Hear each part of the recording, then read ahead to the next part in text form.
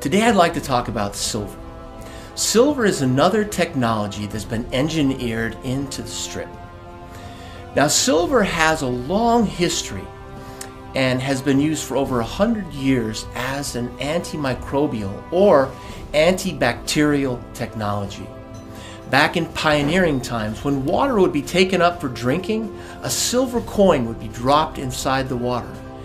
And what would happen? It would kill the bacteria that existed in the water and make the drinking water more potable and safer.